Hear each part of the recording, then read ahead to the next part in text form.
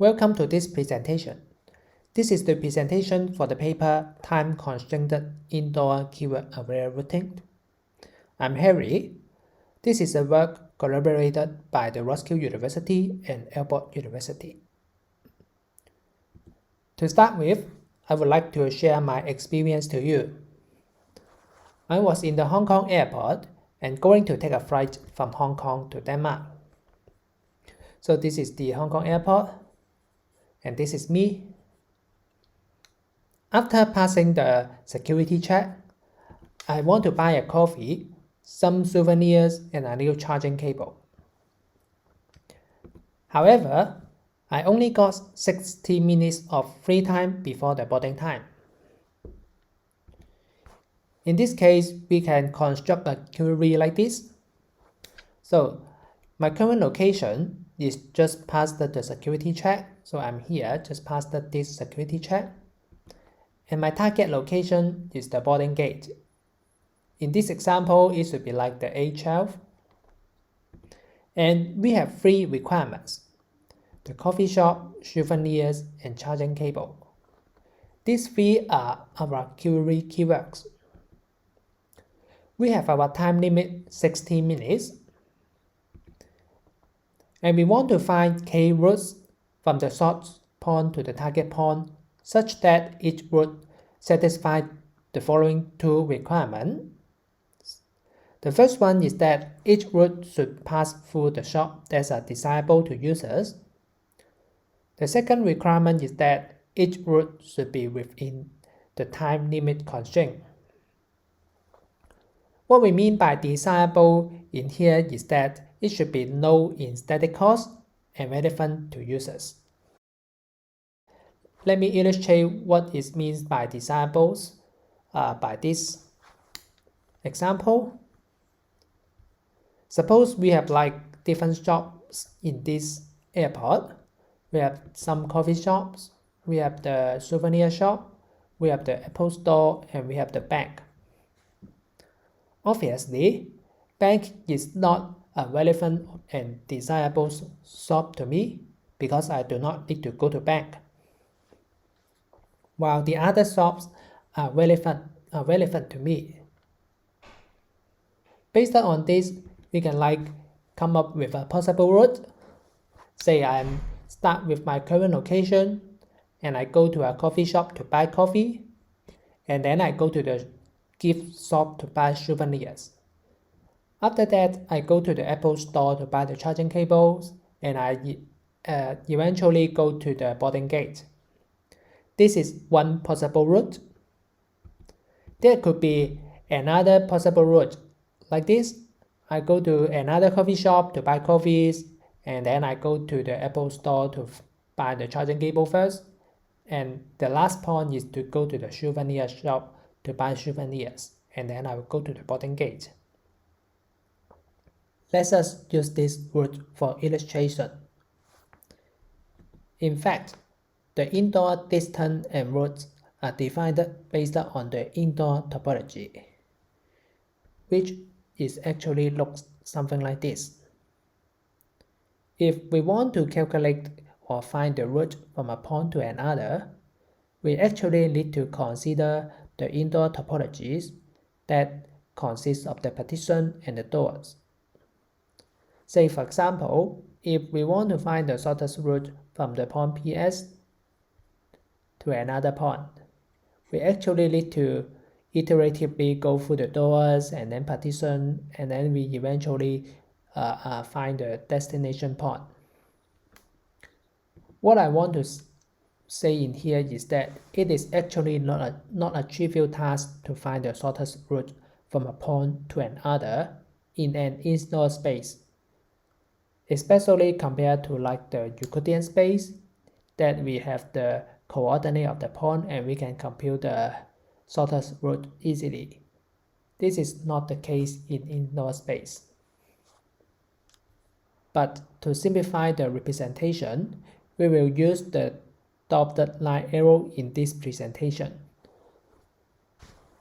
In fact, there are some existing indoor route planning queries which focus on minimizing the length of the route. We find that it is not that comprehensive to just consider minimizing such length. Let me illustrate more by this example. This is a photo taken in the Hong Kong airport, which teaches people how to go to their boarding gate. Suppose I'm currently located in Terminal 2, so this is my current location, and my boarding gate is somewhere in here. As we can see in the figure, there are actually two means that I can go from my current location to the boarding gate. If I walk to there, it will take 28 minutes, and if we use the automated people mover, it will just take me 5 minutes to go to there. The existing studies adopt the distance matrix and focus on the length of the route, which actually did not consider this kind of possibilities, or they somehow implicitly assumed that only walking is allowed in the indoor space and overlooked the means other than walking. The automated people mover is just one of the examples, and this actually can apply to other transport means in the indoor space, such as the elevator and escalator in a shopping mall. To handle this problem, instead of using the spatial distance, we measure the time needed to complete the route. This setting is also more intuitive to let the users know how long does it take to complete a route. And we define the route time cost to be the traveling times plus the waiting time. Let us go back to this example route to discuss the time cost. For each parcel route, we can find their walking time.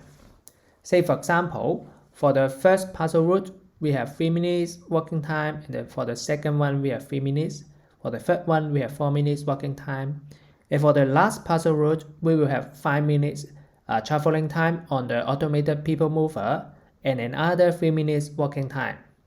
Besides, for each stop that we are going to visit, we have a waiting time included.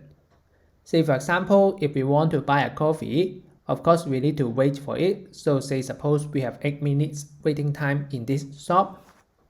Similarly, we will need to wait for the checkout time for the gift shop and the Apple store as well.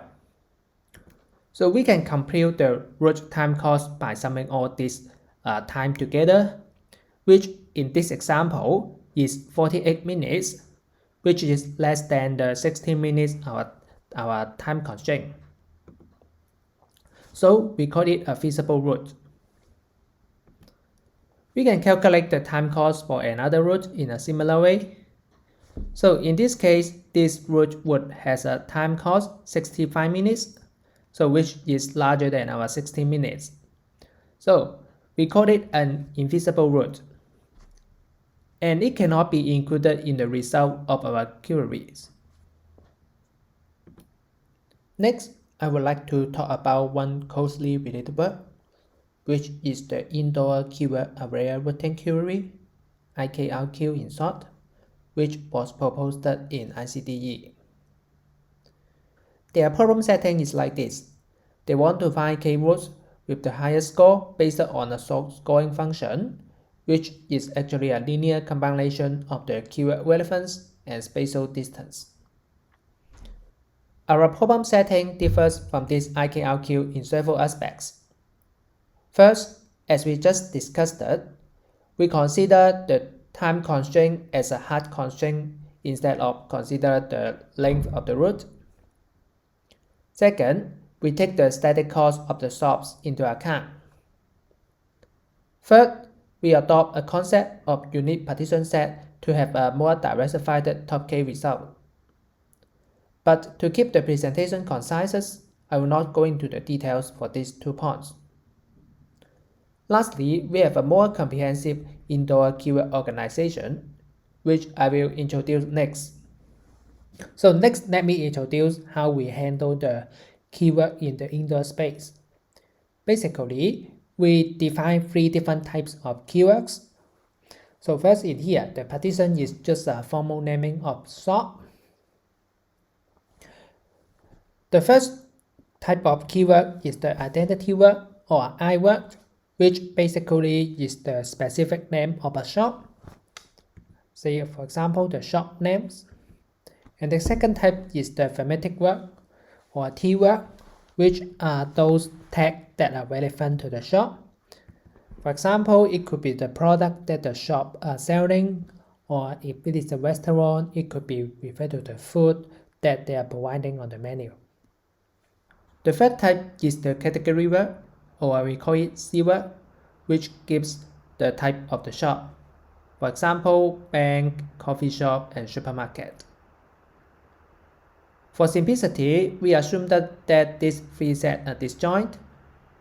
And for the mapping, a partition can only belong to one category.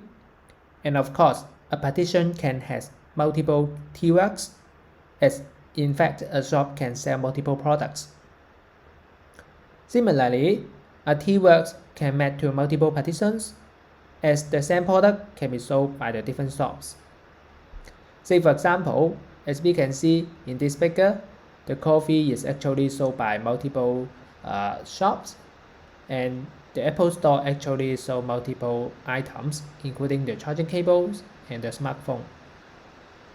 Based on this keyword organization, we define the shop and root textual relevance based on the type of each query keyword. For example, if we have our query keywords charging cables, then the partition that associated with the Apple Store would have some textual relevance score, and other partitions that are of the same category would also achieve certain degree of textual relevance score.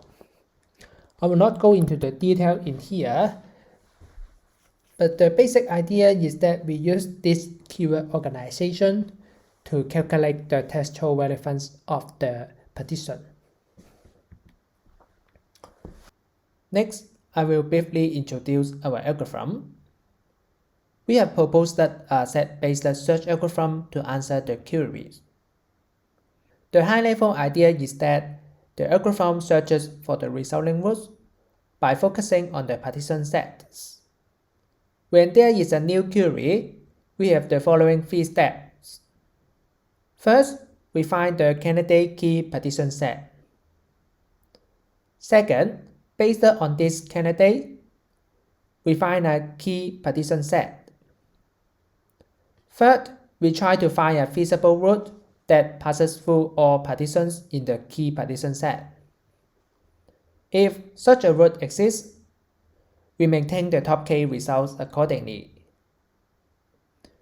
And if not, we proceed to check for another key partition set. The algorithm terminates either when the stopping condition is reached, which is based on the top k result, or when we have examined all the key partition sets. Let me illustrate the algorithm by our previous example. In the first step, we try to find the candidate key partition set. So previously, we have three different query keywords: coffee shop, charging cable, and souvenirs. We have some partitions that are relevant to these query keywords. We can pull out some of them. For example, in here, we have two partitions that may be too far away, so we do not need to consider them. So for the remaining four partitions, they form the candidate key partition set. And next, we find a key partition set from these four partitions. Say for example, we use these three partitions to form a key partition set. This is step 2. In step 3, we want to find a feasible route based on this key partition set, which means that we want to find a route within a time course less than 60 minutes, and it should pass through all these three partitions. So one possible route is like this, and another possible route is like this. We can stop the searching on this set once such a route is found. and we resume on step 2 with another key partition set.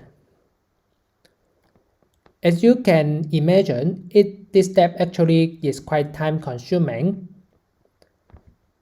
So we have developed different pruning techniques in each step to filter out unpromising partitions and roots quickly. Say for example, in step 1, we have the pruning based on the partition time cost. In step 2, we have the lemmas and prunings that are based on the set cost and set waiting time respectively. In step 3, we have pruning based on the root time cost and root prunings. Also, we have a cost iteration computation strategy, which store the partial root information in the current iteration and reuse it in the future iterations. But I will not go into the detail of these prunings in here. Next, let us talk about the experiment. For the dataset, we have used an indoor-based dataset based on a real floor plan, and we have around 700 partitions and more than 1,100 doors. For the partition keyword, we crawl the shop information from Fly's shopping mall in Hong Kong online, and we got 1,200 shops information, and we categorize them into 11 categories, such as clothing, cosmetic, and restaurant. And we randomly assign a shop to a partition. This figure shows the results of varying the number of query keywords. So we have 3 different algorithms. The first one, SSA, is our proposed set-based search algorithm. And the second one, SSA/P, is our set-based search without the pruning techniques. The third one is the KOE, which is the adaptation which originally decided for TIKRQ. So we measure the running time and the memory usage of these algorithms. Let us first look at the figure on the left. As we can see, the running time increases with an increasing number of query keywords. This is natural because when the number of query keywords increases, the algorithms need to consider more relevant partitions. Also, we can see that our SSA runs consistently faster than the competitors. And the order of magnitude increases when the number of query keywords increases. This is because our pruning techniques can efficiently prune out those unpromising roots. Also, as we can see on the figure on the right, SSA also consumes fewer memories than the competitors. In conclusion, we have studied the time-constrained indoor keyword array routing, which find desirable routes with minimum root cost and satisfy a time constraint. We have developed a set-based search algorithm. For future directions, we will try to take the opening hours of shops and doors into account. Also, it would be interesting to allow the user to specify a preferred resetting orders of the partition. This is the end of the presentations. Thank you.